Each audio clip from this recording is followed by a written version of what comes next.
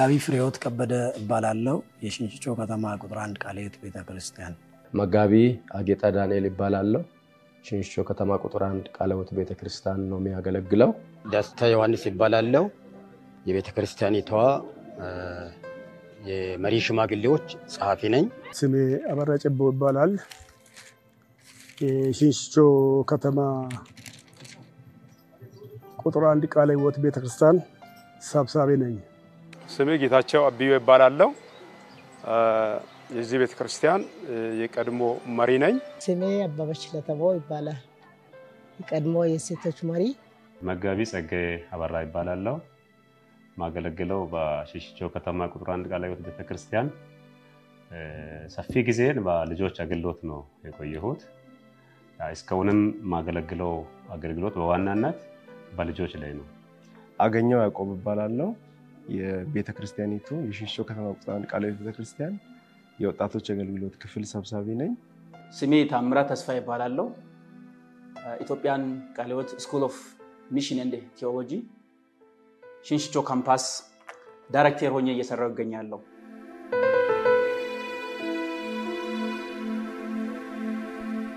የሽንሽቾ ከተማ ቁጥር 1 ቃልዮት ቤተክርስቲያን የዛሬ 60 ዓመት 1957 ዓመተ ምህረት ነው የተመሰረተችው በዛ መስረታ ወቅት ጥቂት ሰዎች ይሄም ከተማ ብዙ ባላደገበት ዘመን ላይ ከዙሪያው ቀበሌዎች የመጡ ሰዎች ይህንን የመንፈሳዊ አገልግሎት ጥማታቸውን ለማርካት ወደ መጡበት መመላለስ ብዙ ስለሚከብዳቸው በዚሁ ከተማ መሃል እግዚአብሔርን የምናመልክበትን ቤተክርስቲያን ብንተከል ጥሩ ነው ብለው ባሰቡት ሐሳብ በጊዜው በዋናነት የሚታወቁ አባቶች ለምሳሌ እንደነ አቶ ሙልጌታ ገለቱ አቶ ጥላውን ወይሞ አቶ ግርማ ወኖ መጀመሪያ በግለሰብ ቤት ላይ ለመጀመሪያ ጊዜ አምልኮ ጀመሩ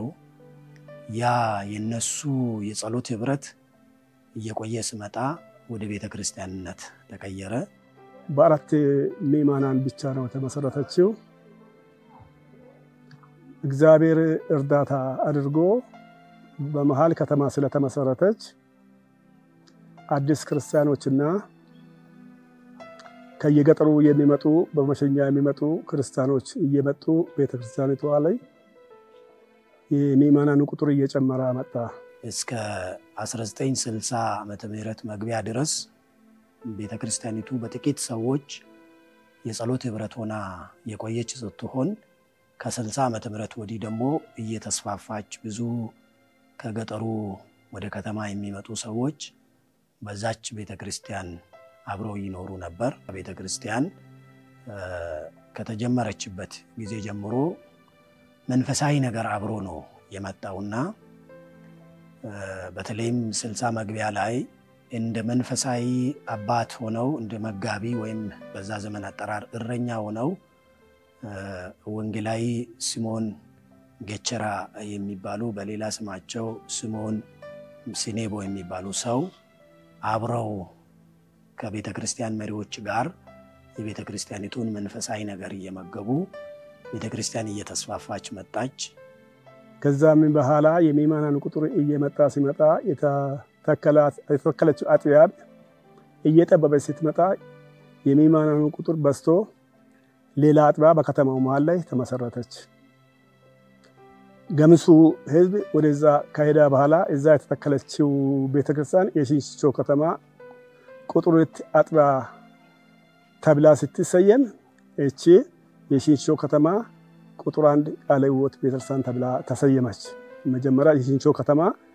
ቃልዮት ቤተክርስቲያን ትባል ነበረችው የህዝቡ ብዛት አባወራና እማወራ 736 ሲሆኑ ጠቅላላ የወንድ ብዛት 2276 የሴቶች ብዛት ደግሞ 2403 ሲሆን በአጠቃላይ 4679 ምዕመናን በ2016 በጉብኝቱ ስታቲስቲክስ የታወቀ ነው የግቢው ስፋት እናም 6754 ካሬ ሲሆን ቁጥር 3 ቃልዮት ቤተክርስቲያን በዚሁ አካባቢ ተተከለች በመቀጠል በከተማው ዙሪያ ወንጦጣሞ በሚባልበት ቦታ ሌላ አጥባ ተተከለች።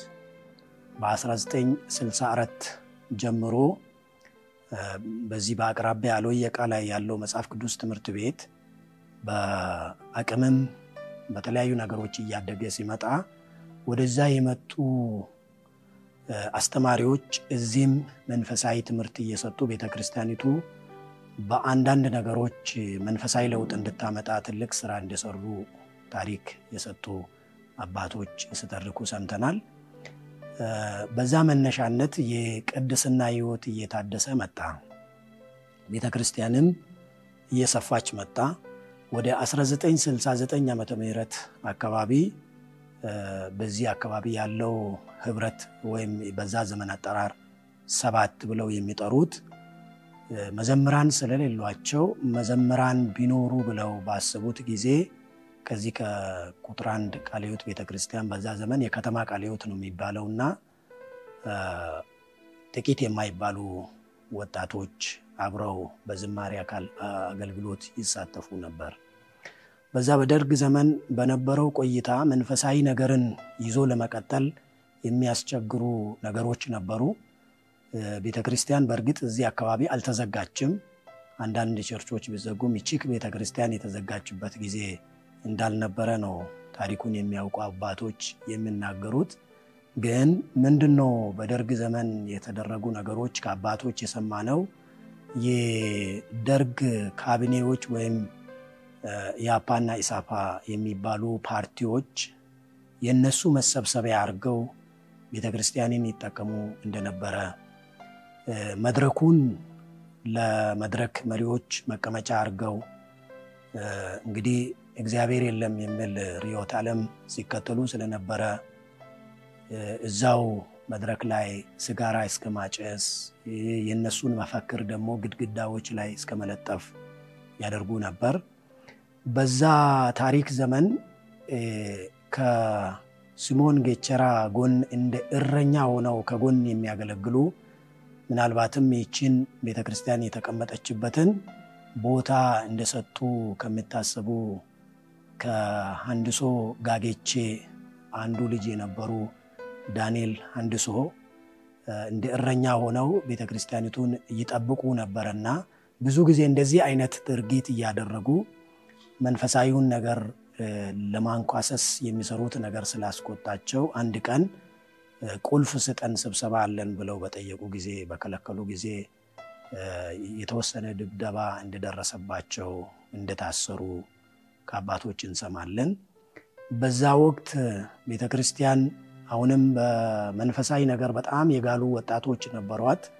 ከነዛ ወጣቶች ወደ 5 የሚሆኑ ከሌሎቹ ከዚህ አካባቢ 7 ወይም ወንጌላይት ከነበሩ አባቶችም ወጣቶችም ጋር አንጋጫ ለስራት እንደሄዱ እዛ ቦታ ትልቅ ጭቆና ድብደባ ይደረግባቸው እንደውም ቶርች በሚባል ልክ ቶርቹንም ሰማ ላይ ያንከባለሏቸው እየገረፉ ያሳለፉ እንደነበሩ በጊዜው ተሰደው ከነበሩ ወጣቶቹ መካከል አቶ ዳዊት ማርቆስ ስለ ወቅቱ ጉዳይ ይተርኩ ነበር። ሌሎችም ከአቶ ዳዊት ማርቆስ ጋር የነበሩ የዳዊት ማርቆስ እህት ዘነበች ማርቆስ ሌሎችም እህቶች ነበሩ፣ ወንድሞችም ነበሩ። በተለይም ከህብረቱ ወይንም በዛን ዘመን አጠራር ከ7ቱም የነበሩ ብዙ ሰዎች ነበሩ። ያን ቻሌንጅ ቤተክርስቲያን ታልፍ የነበረው ብርቱ የጸሎት ህይወት ያላቸው ሴቶች ነበሯት። ቤተክርስቲያን ጧት ገብታችሁ ውጡ ተብሎ አምልኮ ሰዓት ላይ ስብሰባ እናረጋለን ብለው በጠየቁ ጊዜ 11 ሰዓት ነው አባቶች እናቶቻችን መተው የሚጸልዩት።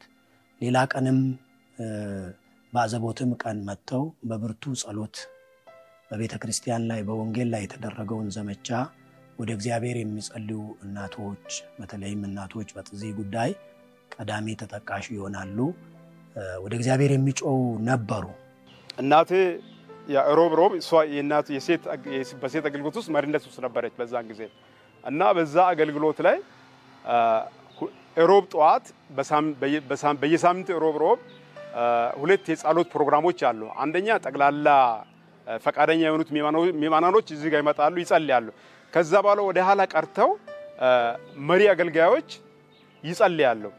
እሷ ያው በእናት መሪነት ውስጥ አለች። ልክ ጸልያለች፣ እዚህ ጋር ረጅም ሰዓት ጸልያለች። በጣም ድርቅም ነበር፣ ዝናብም ረጅም ጊዜ አልዘነበም፣ እስከ የካቲት ድረስ አልዘነበም። ረጅም ሰዓት ጸለያች። እዚህ ጋር በጣም ረጅም ሰዓት ጸልያ ንሳ ገብታ ንሳ አስገብታ ልክ ጸሎቱን እንደጨረሰች እዚሁ ወደቀች። እዚሁ ቤተክርስቲያን ላይ ወደቀች። ከዛ በኋላ ከዚህ ትንሽ 3 ኪሎ ሜትር ድረስ ሲያደርሷት ያው መንገድ ላይ ህይወቷ አለፈ።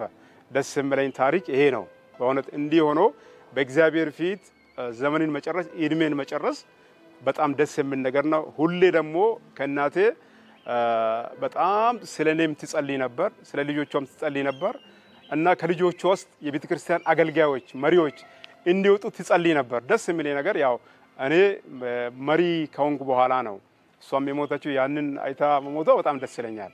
ስለዚህም ከዛ የተነሳ ትልቅ ስራ እንዲሰራና እግዚአብሔር አዋጅን በአዋጅ እንዲገለብጥ እስከሚያደርግ ድረስ መንፈሳዊ ለውጥ ያመጡ የጸሎት ሰዎች ነበሩ። ቤተክርስቲያን ለጸሎት በጣም ትኩረት ትሰጣለች። መሪዎች በወር በሳምንት ሰፊ የጸሎት ፕሮግራም አለ፣ በጣም ይጸልያል። የሙሉ ጊዜ አገልጋዮች ሳምንታዊ፣ ወራዊ፣ አመታዊ ተብሎ ረጅም የጸሎት ፕሮግራም አላቸው እና እዚህ ጋር ከሳምንት እስከ ሳምንት ከሰኞ ማለዳ እስከ ቅዳሜ ማለዳ ድረስ ብርቱ የጸሎት ህብረት አለ። እዚህ ጋር በጣም የሚጸልዩ ሰዎች አሉ፣ በጣም የሚያነቡ ሰዎች አሉ። ለሀገር ጭምር ለዓለም ጭምር የሚጸልዩ ሰዎች አሉ። ከዛም እግዚአብሔር እየረዳት አጥባዋን የሚማኑ ቁጥርም እየበዛ ሰንሰለታዊ ጸሎት በአመት አንድም ቀን ሳያቋርጥ ከመስከረም 1 እስከ ጳጉሜ 5 ድረስ ይህ ግቢ ያለ ጸሎት የሚውልበት ቀን የለም። ይህ ለዚህ ቤተክርስቲያን በጣም ብርቱ ጎኗ በመሆኑ የቤተክርስቲያኒቷ አይኖቿን ከዚህ ከአካባቢ አንስታ ወደ ሌላ አካባቢ ማት ጀመረች። እንዲህ ያለ ወደ ደርግ መውደቅ ከመጣ በኋላ ደርግ ሲወድቅ ሰዎች ወደ አካባቢ ሲመለሱ ብዙ ሌላ ጋር የሚያገለግሉም በመምራት የሚያገለግሉ ትልልቅ ስራ ያላቸው ሰዎች ወደዚህ አካባቢ መምጣት ጀመሩ። በዛ ወቅት ከመጡ ሰዎች አንዱ የነበሩ ዛሬ ወደ ጌታ ሄደዋል ወንጌላዊ ማቴዎስ ደዴ የሚባሉ ይህንን አገልግሎት ከወንጌላዊ ዘኪዮስ ተካ ጋር ወንጌላዊ ማቴዎስ ደዴ ይዘውት ቀጠሉ። ከዛ በኋላ ወንጌላዊ መለሰ መንቼኖ እሳቸውን ተከትለው የመጡ ወንጌላዊ ናቸው። ከዛ በኋላ ግን ብዙ ወንጌላውያን ነው የሆኑ የመጡት። እንደዚህ ያለ ነው የመጣው።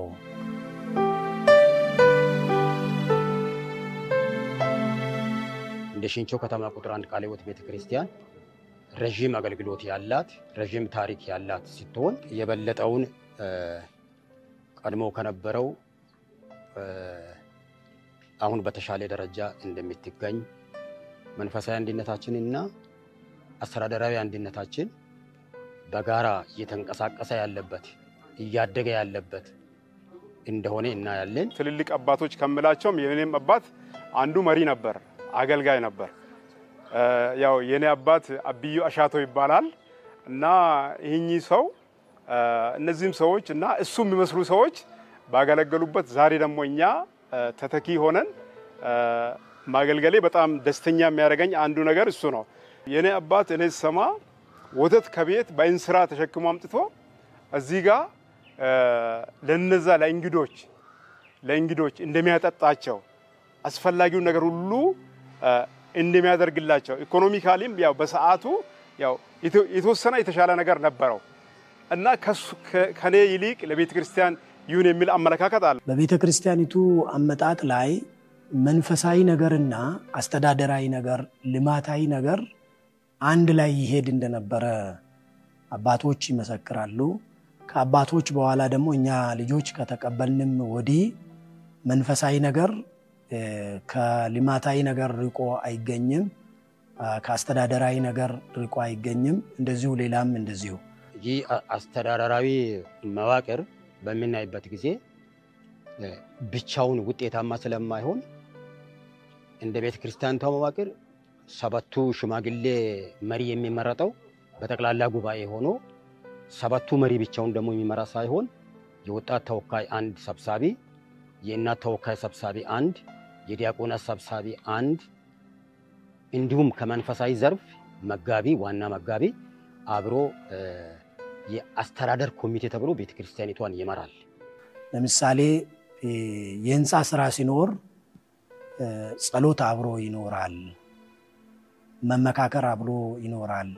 የሚሰሩ ሰዎችን መንፈሳዊ ዘርፍ አገልጋዮች የማነሳሳት የማብቃት ስራ አብሮ ይኖራል። መንፈሳዊ አገልግሎትን በሚኖርበት ጊዜ አስተዳደራዊ አገልግሎት ላይ የተሰማሩትም አብረው ይሰለፋሉ። በዚህ አይነት ሁኔታ ነው ቤተክርስቲያኒቱ እየተገነባች መጣችው። በቤተክርስቲያኒቷ ስር በሚንሰራበት ጊዜ እነኚህ ሰዎች በጠቅላላ ጉባኤ ተጠሪነታቸው ለጠቅላላ ጉባኤ ነው። ማንኛውም የከበዳቸው ነገር ካለ ከአቅማቸው በላይ የሚሆን ነገር ካለ እንደ ኢትዮጵያ ቃለ ሕይወት መተዳደሪያ ደንብ በቤተክርስቲያናችን የተሰራ መተዳደሪያ ደንብ አለ። በዚህ መተዳደሪያ ደንብ ስር ሆና ቤተክርስቲያኒቷን ትመራለች። ከዚህ ወጣ ያለ ነገር ሲመጣ ለጠቅላላ ጉባኤ ይቀርባል።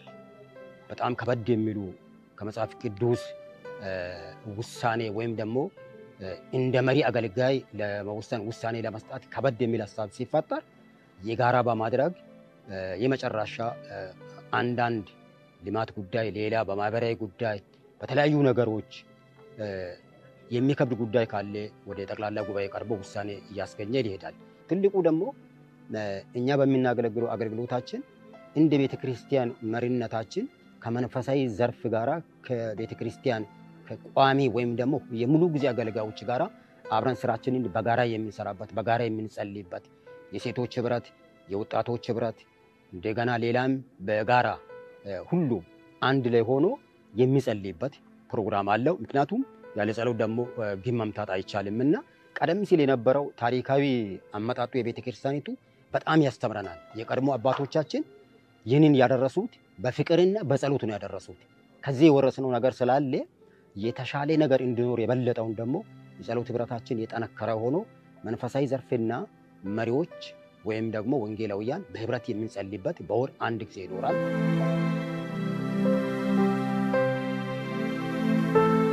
ከዘጠና ወዲህ ግን ቤተክርስቲያኒቱ ትልቅ ለውጥ አሳይታለች ተብሎ ይታመናል። ምክንያቱም በ1989 ማለቂያ አካባቢ ቤተክርስቲያኒቱ ሁለተኛ ቤተክርስቲያን ተተከለች ወይንም ዛሬ ቁጥር 2 ተብላ የምትታወቀው። ከዛ በኋላ ቤተክርስቲያን ውስጥ ትልቅ ለውጥ እንዲመጣ መጽሐፍ ቅዱስ ትምህርት ቤት በቤተክርስቲያን ስር ለመጀመሪያ ጊዜ በ1992 ተጀመረ። ይህ መጽሐፍ ቅዱስ መለስተኛ ትምህርት የጀመረው እዚህ ነው። ይሄ ማለት እዚህ አካባቢ ያሉት ለአብያተ ክርስቲያናት ከዚህም አልፈው ዛሬ ከዚህ ተነስተው ትልቅ ደረጃ የደረሱት አሉ። በወንጌል ዓለምን እየዞሩ ያሉት አሉ እና ይሄ ሁሉ በአካባቢው ላይ መልካም ተጽዕኖ አምጥቷል። ብዙ መማር የማይችሉት በራሳቸው መማር የማይችሉትን በጣም ለችግር የተጋለጡትን ረጂ የሌላቸውን ቤተክርስቲያን ረታ ሁሉም ነገራቸውን ችላ ዛሬ ትልልቅ ደረጃ ላይ ያሉት ከዚህ የወጡ ልጆች አሉ። ይሄ ሁሉ ለዚህ ቤተክርስቲያን ለውጥ ትልቅ ምክንያት ነው ብዬ አስባለሁ። የመጀመሪያ ዙር በ1993 መጽሐፍ ቅዱስ ትምህርት ቤት አስመረቀ። በጣም የሚገርመው በረከቱ ከዛ ትምህርት ቤት የተመረቁ ለቤተክርስቲያኒቱም ወንጌላዊ የሆኑ ብሔራዊ ወንጌላዊ ሆነው የሄዱ ለምሳሌ እንደ ወንጌላዊ ታምራት መንግስቱ ያሉ በዛ ዙር ተምረው ነው ወደ ብሔራዊ ወንጌላዊነት የተሰማሩት። እዚህም ደግሞ በቤተክርስቲያን ውስጥ ወንጌላዊን ቤተክርስቲያን ያገኘችው ከዛው ትምህርት ቤት ነው። ሌላው ተጨማሪ ለቤተክርስቲያን በረከት የሆነው መሪዎች መጽሐፍ ቅዱስን ተምረው መምራት ጀመሩ። መሪዎች መጽሐፍ ቅዱስን ተምረው መምራት ደግሞ መጽሐፍ ቅዱሳዊ አመራር እንዲሰፍን አደረገው። ያ ደግሞ ሁለንተናዊ አገልግሎት ቤተክርስቲያን እንድታስብ አደረገ። እነኚህ ወደፊት ደግሞ በሚያገለግሉበት ጊዜ ቤተክርስቲያኒቷ ውጤታማ እንድትሆን የሚያደርግ ሲሆን አንዱ ትልቁ ራዕይ መሪዎች ወደ መሪነት ለማምጣት በመጽሐፍ ቅዱስ ትምህርት እየተማሩ በዲፕሎማ ደረጃ በዲግሪ ደረጃ አሁን በዲግሪ ደረጃ እንግሊዝኛ ዲግሪ አማርኛ ዲግሪ አለ ያንን ተምረው ወደ መሪነት ማምጣት አለባቸው የተሻለ ደረጃ እንዲሆን ከተፈለገ አንድ አመራር ለአመራሪነት መጽሐፍ ቅዱስንም ሆነ መደበኛ ትምህርቱ የተማረ መሆን አለበት ያ የቤተክርስቲያን ትልቁ ራዕይ ነው ማለት ነው ለወደፊት ያለን ዓላማ ትልቁ ዋናው የተማረ ወይ ደግሞ መጽሐፍ ቅዱስን በደንብ ያወቀ በደንብ ያጠና መምራት የሚችል እንደ መጽሐፍ ቅዱስ ኮንቴክስት ቤተክርስቲያኒቷን አቃናጅቶ ሊመራ የሚችል መሪ ማፍራት ነው ትልቁ ነገር መሪዎች መጽሐፍ ቅዱሳዊ ትምህርት ላይ መመስረት ሲጀምሩ ለቤተክርስቲያን እድገትና አገልግሎት ጸሎት ቀዳሚ እንደሆነ ከወትሮ በበለጠ መታመን ጀመረ ከዛ ቀደምም ያው የሚጸልዩ አባቶች የሚጸልዩ እናቶች ነበሩ ግን መሪዎች ሆን ብለው መጸለይ ሚመናንም ሆን ብለው ጊዜ ቆርጠው በጋራ መጸለይ በቡድን መጸለይ በአመራር ህብረት መጸለይ በኮይራት ዘንድ መጸለይ ጸሎት የሚለው ነገር እየጋለ ሲመጣ ጸሎት ብዙ ነገሮችን እየወለደ መጣ መሪዎች ሁሉ ጊዜ አንድ ልብ ሲኖራቸው አንድ ሐሳብ ሲኖራቸው ሁሉ ጊዜ ውጤታማ ይሆናሉ እኔም እዚህ ጋር ያየሁት ይሄንን ነው አገልጋይና መሪ ለምሳሌ ሙሉ ጊዜ አገልጋዮች አሉ መሪዎች አሉ እነዛ ሁሉ ጊዜ አንድ ልብ ካላቸው እዚህ ጋር ያየሁት ይሄንን ነው በፍጹም መነጣጠል የለም አገልጋይ ከአገልጋይ ጋር መከባበር አለ መደማመጥ አለ እከሌ ከኔ ይሻላል ማለት አለ እዚህ ጋር ያየሁት ይሄንን ነው እና መሪዎችም አገልጋዮችም አንድ ልብ አላቸው በግቢው ውስጥ የመጽሐፍ ቅዱስ ትምህርት ቤቶች ይገኛሉ የአማርኛ ዲፕሎማ ትምህርት ቤት የአማርኛ ዲግሪ ትምህርት ቤትና የእንግሊዝኛ ዲግሪ ትምህርት ቤቶች በዚህ ግቢ ይገኛሉ በዊኬንድና በማታ ፕሮግራም ማለት ነው በሽንሽቾ ከተማ ቁጥር 1 ቃለ ሕይወት ቤተክርስቲያን 1992 ዓመተ ምህረት ላይ በአማርኛ ከፍተኛ መጽሐፍ ቅዱስ ትምህርት የተከፈተ ከዛ በኋላ አስፈላጊነቱ ታይቶ በጊዜ ሂደት ያ ትምህርት ቤት አድጎ 1997 ዓመተ ምህረት ላይ ወደ አማርኛ ዲፕሎማ አደገ ማለት ነው በዚህ አካባቢ ከነዛ ዘመናት በፊት ብዙ የተማረ ኃይል እየወጣል ነበርም ከትምህርትም አንፃር ብዙ ልጆች ተምረው የሚወጡበት ሁኔታ ተፈጠረ ከቤተክርስቲያን ጎን ለጎን የሚሰራው አካዳሚ ትምህርት ቤትም ላይ ለምሳሌ መማር የሚችል አቅም የሌላቸው ወላጅ አጥ የሆኑ ልጆች እነዚህ እየመጡ በትምህርቱ አገልግሎት ከፍ ያለ ስራ እየተሰራ ሲሄድ መንፈሳዊው ነገርም እየጎላ መጣ በተለይም ከ1997 በኋላ ደግሞ አማርኛ ዲፕሎማ ሰርቲፊኬት የነበረው ወደ ዲፕሎማ ሲያድግ ያ ደግሞ እድገት ይዞ ይመጣ ሌላው ተጨማሪ የትምህርት ዕድሎችን የሚያገኙ ብርቱ አገልጋዮች እንዲወጡ አደረገ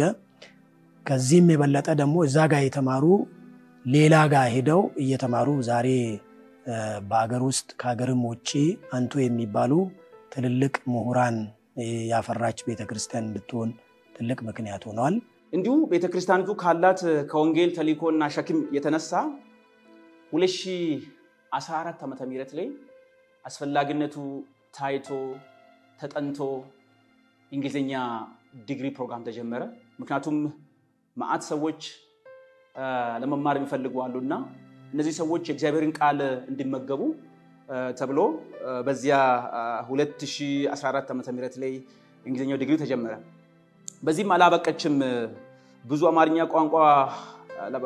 ቋንቋ ለመማር የሚፈልጉ ሰዎች ስለነበሩ አሁንም 2016 ላይ አማርኛ ዲግሪ ፕሮግራም ተጀመረ ምክንያቱም በጣም በአገልግሎት መስክ ላይ ለረጅም ጊዜ ያገለገሉ የቆዩ ሰዎች ነበሩ ብዙ ዋጋ እየከፈሉ የቆዩ ሰዎች ነበሩ በአጠቃላይ አሁን ያሉን ፕሮግራሞች ማለትም በዊኬንድና በማታ መሪሃ ግብር አማርኛ ዲግሪና ዲፕሎማ ፕሮግራሞች አሉ ከዛ በመቀጠል እንግሊዝኛ ዲግሪና ዲፕሎማ ፕሮግራሞች አሉ የትምህርት ቤቱ ዓላማ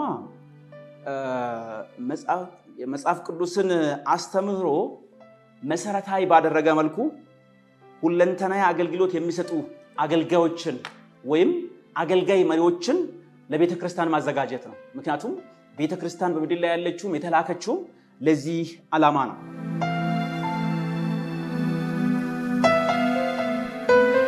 ከ1996 ዓመተ ምህረት ጀምሮ የወንጌል ስርጭት በተማሪዎቹ ይካሄዳል። ከመመረቃቸው በፊት በየሁለተኛ ዓመት ወደ ተለያዩ አካባቢዎች ወንጌል ወዳልደረሰበት ተማሪዎቹ ለስርጭት ይወጣሉ።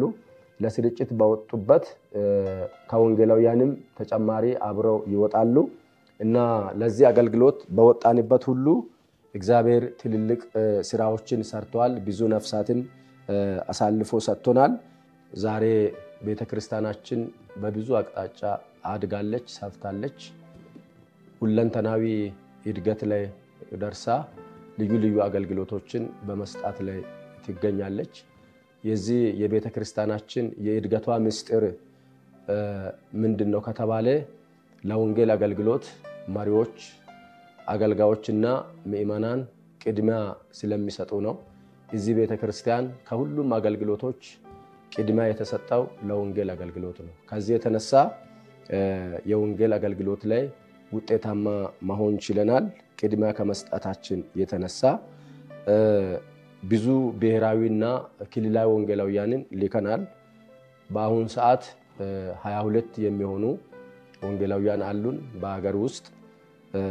ውጭ ሀገርም ሚስዮናውያንን ልከናል። አገልግለው አሁን እረፍት ላይ ትምህርት ላይ ናቸው እና በዚህ 22ቱም ወንጌላውያን በአንድ አካባቢ አይደለም ያሉት።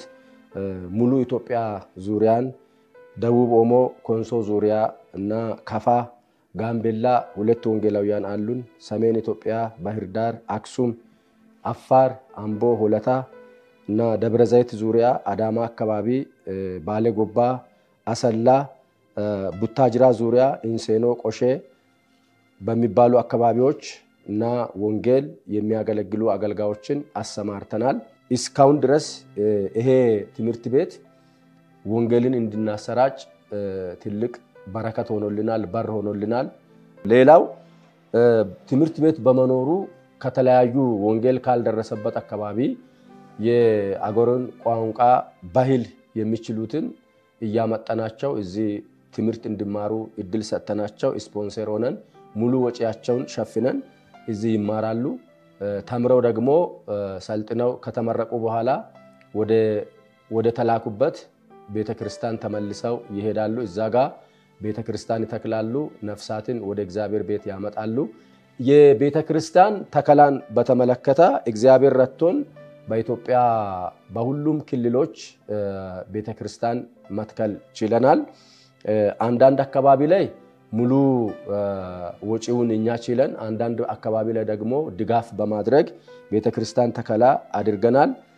ኦሮሚያ ውስጥ ሲራሮ፣ አርሲ ነገሌ፣ መቂ፣ ሆለታ፣ አምቦ እንዲሁም ደግሞ ማረቆ ዙሪያ እዚህ ኢንሴኖ አካባቢ ኬላ በሚትባልበት ከተማ ገባ ብሎ እዛ አካባቢ ጦራ፣ ሲልጤ፣ ወልቂጤ በእነዚህ አካባቢዎች የወንጌል ስርጭት ባካሄድንባቸው ቦታዎች ሁሉ ወይንም እኛ ያሰማረናቸው አገልጋዮች ባሉበት አካባቢ ሁሉ ቤተክርስቲያን ተከላ ተደርጓል፣ ተሰርቷል እና ቅድም እንዳልኩኝም አንዳንዶችን ሙሉ እኛ ችለን ተክለናል። አንዳንዶችን ደግሞ ድጋፍ በማድረግ ቤተክርስቲያን ተተክሏል። በተለይም ከቅርብ ጊዜ ወዲህ የጀመርነው ነገር ከ15 ዓመት ወዲህ የጀመርነው ነገር ምንድነው? ከዚህ ወንጌላውያንን መላክ አቆመናል። ጥናት አድርገን እዛ ካለው ህብረትና ቀጠና ጋር ከአጥቢያ ቤተክርስቲያን ጋር በመነጋገር የተማሩትን ሸክም ያላቸውን ጥሪ ያላቸውን አገልጋዮች ማልምለው ሲሰጡን ወደዚህ አምጥተን ጸልያንላቸው ባጀታቸውን ችለን እየላክን በዚህ አሁን አራቱንም አቅጣጫ ወንጌል ማሰራጫት ችለናል። ይሄም እያደገ ቤተክርስቲያን ሁለንተናዊ አገልግሎት የመስጠቷም ነገር እየሰፋ ከመጀመሪያም ጀምሮ ቤተክርስቲያናችን ደካማን በመርዳት እንግዳን በመቀበል ለእግዚአብሔር ቤት ካለ በመስጠት የማይታሙ ምእመናንና አገልጋዮች ያሏት ናት። ግን ይሄ መንፈሳዊ ትምህርት የመማሩ ጥልቀት እየጨመረ ሲሄድ ከወትሮ ከፍ እያለ እንደመጣ የሚያሳዩ ብዙ መግለጫዎች አሉ። የቤተክርስቲያኒቷ አይኖቿን ከዚህ ከአካባቢ አንስታ ወደ ሌላ አካባቢ ማየት ጀመረች፣ ወንጌልን ለመትከል ማለት ነው። ስለዚህ ወንጌላውያንን ከዚህ እየላከች ለምሳሌ ጉራጌን፣ መቄን፣ አየር ጤናን፣ አሰላን፣ ደቡቤ ህዝቦች ሰገንን፣ ማረቆን፣ ቆሼን፣ ጋምቤላን፣ አክሱምን የመሳሰሉትን አጥቢያዎችን እየተከለችና ወንጌላውያንን እየላከች የወንጌል ስርጭትን ጀመረች። እነኚህ ወጣ ብለው እያገለገሉ እያሉ ደግሞ ተጨማሪ ለማገልገል የሚፈልገው ሚስዮናውያንን ለመላክ ነው። ትልቁ ነገር ሚስዮናውያንን ለመላክ ነው። መጀመሪያ ያገለገሉ ሚስዮናውያን አሁን በትምህርት ላይ አሉ። ሁለቱም ባልና ሚስት ሆነው በማላዊ አገር አገልግለዋል።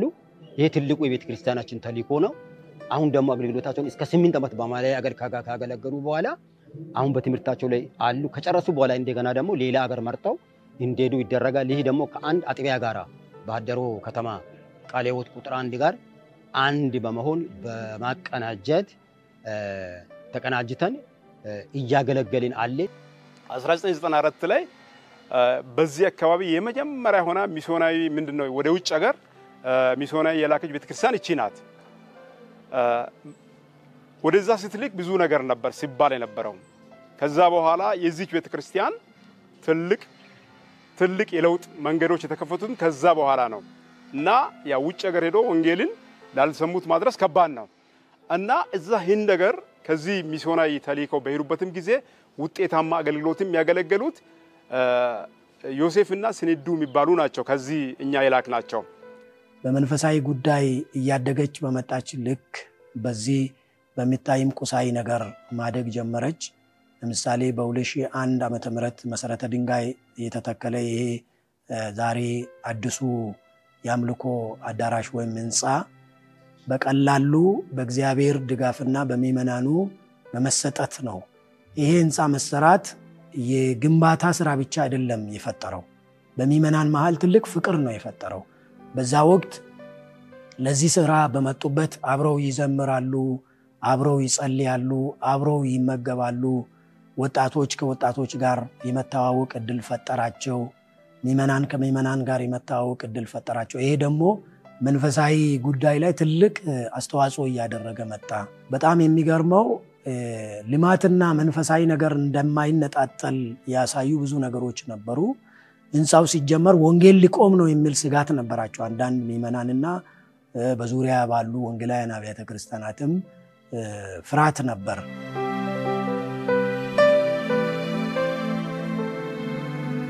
ከዚሁ ከመጽሐፍ ቅዱስ ትምህርት ቤት በረከት ጎን ለጎን ደግሞ የቀለም ትምህርት ቤትም በፊደል ቆጠራ መጀመር ጀመረ። በ8595 ካሬ ላይ የቀለም ትምህርት ቤት ራሱን በቻለ ግቢ ይገኛል። በዛም ግቢ ወደ 1150 ተማሪዎች በዚህ ዓመት እየተማሩ ይገኛሉ። ከዛ ተማሪዎች ከ50 በላይ የሆኑት አቅመ ደካሞች በመሆናቸው ቤተክርስቲያን የሚታግዛቸው ሰዎች ናቸው። ይሄ ትምህርት ቤት ትውልድ ለነገ ትምህርት ቤት ነው የሚባለው። በሽንሽቾ ከተማ ቁጥር 1 ቃለ ሕይወት ቤተክርስቲያን ስር ያለ ነው። ይህ ትምህርት ቤት መጀመሪያ የጀመረው የኢትዮጵያ ቃለ ሕይወት የትምጋ አጥቢያ ቤተክርስቲያናት ለልጆች ፊደል ቆጠራ ብለው በዛሬ አጠራር መዋዕለ ሕፃናት የምንለውን ስራ ትሰራ ነበር። በተለይም ከ90ዎቹ መጀመሪያ ጀምሮ የፊደል ቆጠራው እየተስፋፋ መጥቶ ለመጀመሪያ ጊዜ ግሬድ 1 በ1996 ጀምሮ በየአመቱ ክላስ እየጨመረ እስከ 10ኛ ያደገ ሲሆን በአንዳንድ አስፈላጊ ምክንያቶች ለጊዜው 9ኛና 10ኛ አሁን የሌለ ቢሆንም በአሁን ሰዓት እስከ 8ኛ ክፍል ተማሪዎች የሚማሩበት አንዱ ግቢ ነው። ከወዲያ ደግሞ ሌላ ግቢ ይኖራል። በዛ ግቢ ደግሞ የመዋዕለ ሕፃናት ወይም ኪንደርጋርተን የምንላቸው ተማሪዎች የሚማሩበት ትምህርት ቤት ይገኛል። ይሄ ትምህርት ቤት ደግሞ ብዙ ልጆችን በአሁን ሰዓት በአገር አቀፍ ደረጃ ትልቅ አስተዋጽኦ እያተረፉ ያሉ ልጆችን የወለደ ትምህርት ቤት ነው። በተለይም የዚህ ትምህርት ቤት መከፈት ትልቁ ዓላማ በትምህርት ጥራት ላይና በዛው አጋጣሚ ደግሞ ከአቅም አንጻር መማር ያልቻሉ ልጆችን እንደ ቤተክርስቲያን ለመደገፍ ታስቦ የተጀመረ ሲሆን ብዙ በማህበረሰቡ የተገለሉ የኢኮኖሚ ችግር ያላቸው የጤና ችግር ያላቸው ወላጆች ልጆች የተማሩበት ብዙ አይነት እግዚአብሔርን የሚያስከብር ስራ የተሰራበት ትምህርት ቤት ነው። በዚህ መልኩ ከሌሎች ትምህርት ቤቶች ለየት ያለ ገጽታ ይኖረዋል።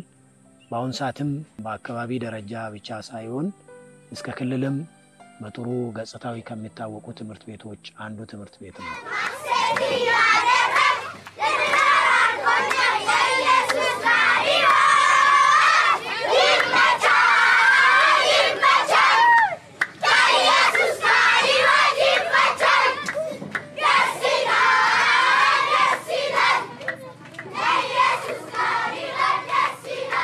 በታሪክ ሂደት እየመጣ ደግሞ ለረጅም ጊዜያት በተለይም ከዚህ ከኮምፓሽን ጋር አብሮ ለመስራት ቤተክርስቲያኒቱ ትፈልግ ነበር።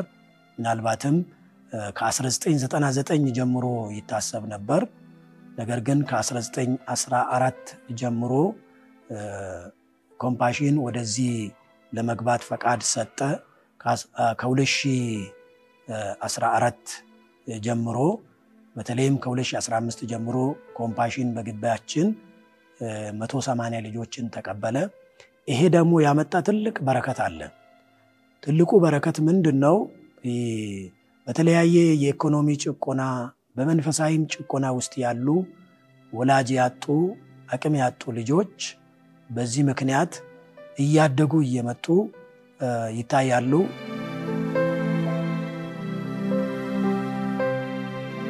ልጆችን አገልግሎት ባጭሩ አሁን በምን ሁኔታ እንዳለ ለማስታወስ ያህል መጀመሪያ ከስልጣናው ጋር ተያይዞ በጣም በትኩረትና ጊዜ ተሰጥቶ የተሰራበት ልጆች አገልግሎት የዛሬ ልጅ ነገ የት ይደርሳል በሚል አገልግሎቱን ለማጠናከር ኮሚቴ ይኖረው በሚለው ሰባት ኮሚቴ እንዲኖር ተደርጎ እዛም ኮሚቴውን የሚመራ ከቤተክርስቲያን መንፈሳዊ ዘርፍ ቀጥሎም ደግሞ የቤተክርስቲያኒቱ መሪ አገልጋዮች እንዲሁም ከጉባኤም ጋር በመስማማት ሙሉ ጊዜ አገልጋዮች ከመስጣት ጋር አንዱ ሙሉ ጊዜ ይሄን የሰጠውትም እንዲሁም ደግሞ በአገልግሎቱ ላይ የቆየሁት እኔ ነኝ። እኔ የተወሰኑ አመታትን ጥቂት ከቆየሁ በኋላ የተወሰኑ ደጋፊዎችን ሰጡኝ። አሁን ከኔ ጋር ሁለት ሴት ልጆች አሉ፣ ወይ ደግሞ ሴት መምህራን አሉ። በመቀጠል ሙሉ ጊዜ አገልጋዮችን ካጠናከረች በኋላ መምህራንን ማሰልጠን ነው፣ መምህራንን መደገፍ ነው። አሁን መምህራን ያኔ እኔ አገልግሎቱን ሲጀምር የነበሩ መምህራንና በዚህን ጊዜ ያሉ መምህራን ቁጥር ፈጽሞ ይራራቃል። ያኔ ጥቂት ነው፣ በ10 እና በ15 አስተማሪ ነው ጀመርነው። ግን አገልግሎቱን ለማጠናከር ያህል ከኮሚቴ ቀጥሎ ሙሉ ጊዜ አገልጋይን ቤተክርስቲያን ከሾመች ወይ ደግሞ ከሰጠች በኋላ መምህራንን በማመልመልና በማሰልጠን ላይ ነው እስካሁን አገልግሎቱን ለማጠናከር እየሰራች ያለችው።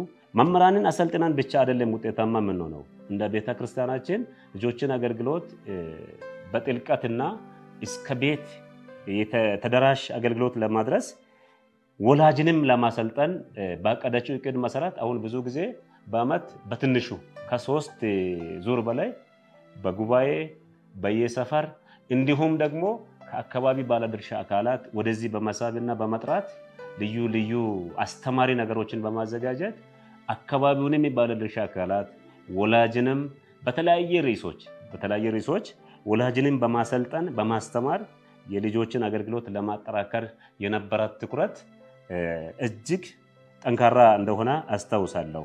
ያው የራሳችን ትምህርት ቤት አለ 1 እስከ 8 ልጆችንም ያስተማርነው ከኬጂ 1 እስከ ኬጂ 3 እዚህ ግቢ አቆይተን ከአንደኛ በላይ አንደኛ እስከ 8ኛ ታች ትምህርት ቤት ከአካባቢ በተለይ ሃይማኖትን ሳንለይ ነው መምህራንን ሴሌክት ያደረግነው። ለቋንቋ ማን ይሻላል እንዲሁም ደግሞ ለኮምፒውተር ሳይንስ ማን ይሻላል በመላው በየሳብጀክቱ መምህራንን ሴሌክት አድርገን ክረምት ከሃይማኖትን ሳንለይ ጤናማ በሆነ መንገድ አሁን እያስተማሩ ነው የቆዩት። እዛ ጋር ያገኘነው ፍሬ አንደኛ ልጆች መንፈሳዊነታቸው ላይ መስራት እንዳለባቸው፣ ሁለተኛ አእምሮአቸው ላይ እንዲሰሩ፣ ሶስተኛ ምንድነው ልጆች በመንፈሳዊ በአእምሮም ላይ እንዲዳከሙ ምክንያቱ ምንድነው በሚለው ለማከላከያ ያህል ግብረገብ ትምህርት በማስተማር ረጅም ጊዜ ከቆየን በኋላ እንዶ ቆይተውን ያመሰገነው የቤተክርስቲያናችን እንዲሁም ደግሞ የከተማው ህዝብ ሌላ የከተማችን አስተዳደር ካንትባ እስከ ቦታው መጥቶ ይሄንን የምስክር ወረቀት ሰጥቶን ነው የሄደው። ይሄንን ለ40 መምህራንና እንዲሁም ደግሞ ለቤተክርስቲያን አገልጋዮች የጀመርነው በጎ አስተዋጽኦ ወደፊት ይቀጥል በመል አካባቢው ላይ የተመሰከረ ከዛ ቤተክርስቲያን የሰጠችው ትልቅ የምስጋና ጊዜና እንዲሁም ደግሞ የምስጋና ሰርቲፊኬት አለ። የአካባቢው ወላጅ እንዲሁም ደግሞ ልጆች የሰጡት ትላልቅ ፊድባኮችን እየሰማን ቆይተናል።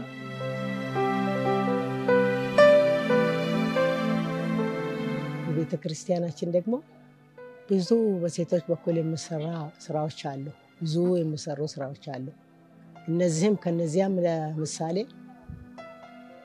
በቀድሞ ቤተክርስቲያን ላይ ወንጌልን የላከችው በዚህ ቤተክርስቲያን ነበር። ወንጌልን የላኩት ግን ሴቶች ናቸው። ወንጌልን ቀድሞ ከቤተክርስቲያኑ ቀደም ብላ ወንጌልን የላኩት እናቶች ናቸው። ሴቶች ማለት ነው። ወንጌልን ልከዋል። ሙሉወርቅ አቡዬ ይባላለሁ። ከሴቶች አገልግሎት ክፍል ነው የሚያገለግለው። እህቶቼ ፀሐይ ሩፋኤል ትባላለች። እሷም ከኔ ጋር አብረን ነው የምንሰራው። ገነት ታምሬ ትባላለች። እሷም አብራ ከኛ ጋር አየለች ደንዳሞ ትባላለች። እግዚአብሔር ረድቶን ከ1998 ዓመተ ምህረት ወዲህ የተለያዩ ወደ ተለያየ ቦታ 3 ወንጌላዊ ልከናል። እግዚአብሔር ረድቶን ለወንጌል ስራ በጣም የበረቱ እናቶች ያሉበት ነው። በጸሎትም የበረቱ በወንጌል ስራም ከማክሰኞ እስከ እሁድ ድረስ በየቀኑ በየዞኑ በየዘርፉ ወንጌል የሚያገለግሉ እናቶች አሉ። እነሱ በሚጸልዩት ጸሎት የተለያየ ቦታ ወንጌል እየሰበኩ ይገኛሉ። አሁን እስካሁን ድረስ 3 ወንጌላዊ ልከናል። ከዚህ በኋላ እግዚአብሔር ቢፈቅድ እንደገና ሌላም ጨምረን ልንልክ በጸሎት ላይ ነን። ሌላም ደግሞ ከቤተክርስቲያን መሪዎች ከሽማግሌዎች ጋር እየተመካከሩ ትእዛዛቸውንም እያከበሩ ይሰሩ ነበር። እናቶች አቅመ ደካሞችን እየረዱ በተለያየ ሁኔታ ደግሞ የደከሙትን የታመሙትን በየጊዜ እየሄዱ በየሳምንት እየጠየቁ ያገለግላሉ። ሌላ ደግሞ በህንፃ ስራ ጊዜ በተለያየ ሁኔታ በዚያ ሳይለያዩ ሴቶችም ወንዶችም ሳይለያዩ በቤተክርስቲያን ያገለግሉ ነበር። በቤተክርስቲያን የሚያገለግሉት ቡና በማፍላት በጉብኝት በተለያየ ስራ ሴቶች ያገለግሉ ነበር።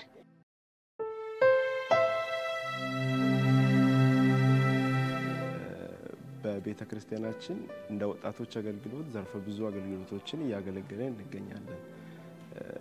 በቀደሙት ጊዜያትም ብዙ አገልግሎቶችን እያገለገልን ቢሆንም አሁን ደግሞ በተለየ ሁኔታ እግዚአብሔር ረድቶን ብዙ አገልግሎቶችን እያገለገልን እንገኛለን።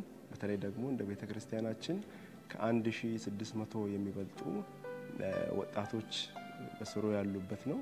ወደ 600 የሚጠጉ አገልጋዮች ደግሞ ተሰማርተውበታል። አገልግሎት ዘርፎች ላይ ወደ 7 ዲፓርትመንቶች አድርገን አገልግሎቶችን እንዲያገለግሉ እያደረግን እንገኛለን። የመጀመሪያው የመዝሙር ወይም ደግሞ የዜማና የዜማ አገልግሎት ዘርፍ ላይ 5 ኳይራት ያሉበት ነው። ከዚህ ውጪ ደግሞ የሙያና የጥበብ አገልግሎቶችን የሚያገለግሉ ሌሎች አገልጋዮች አሉ። ናታኒም ህብረትን ጨምሮ 5 ህብረቶች የሚያገለግሉበት ነው። እንደ ጠቅላላ 10 ህብረቶች በቤተክርስቲያናችን በወጣቶች አገልግሎት ዘርፍ ስር ያሉ ቋሚ ህብረቶች አሉ። ሶስተኛው ደግሞ የወንጌል አገልግሎት ነው። እንደ ወጣቶች አገልግሎት እያገለገልን የምንገኘው የወንጌል አገልግሎት በከተማም ከከተማም ውጪ ይህንን ትልቅ አገልግሎት እያገለገልን እንገኛለን። እንደ ከተማ የጀማ ወንጌል ስርጭቶችን ቤት ለቤት እንደዚሁም ደግሞ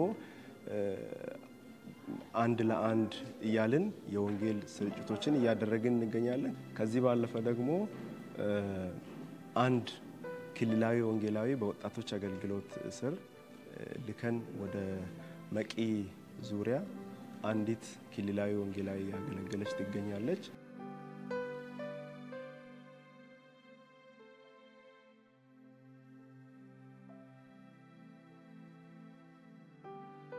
ወደፊት እንደ ወጣቶች አገልግሎት ሊሰሩ የታሰቡ የመጀመሪያ ድጋሚ ክልላዊ ወንጌላዊ ለመላክ የበጀት ዝግጅት እያደረግን ነው። በጸሎትም እግዚአብሔር እንዲረዳን እየተጋን ነው። ትልቁና የመጀመሪያ ወንጌል አገልግሎት ስለሆነ እንደ ወጣቶች አገልግሎት አንድ ክልላዊ ወንጌላዊ ጭማሪ ለመላክ እንደዚሁም ደግሞ የተለያዩ ህብረቶችና ኳየራት በዚሁ በወንጌል አገልግሎት ተሳትፏቸውን አሻራቸውን እንዲያስቀምጡ እነሱን እያበረታታን በቋሚነት እንዲያገለግሉ የማድረግ ስራዎችን እየሰራን እንደ 2017 ላይ በዚህኛው ዓመት በተለይ ከየካቲት ጀምሮ ይህን አገልግሎት እንዲያገለግሉ የማድረግ ስራዎችን እየሰራን ነው። አንዱም እቅዳችን ነው። አብሮ የመስራትን መንፈስ ለቤተ ክርስቲያኒቱ ስለሰጠ የሚሰሩ ስራዎች ሁሉ ከጊዜ ወደ ጊዜ ትልቅ ፍሬያማ ነገሮችን እያፈሩ እንዲመጡ አድርጓል።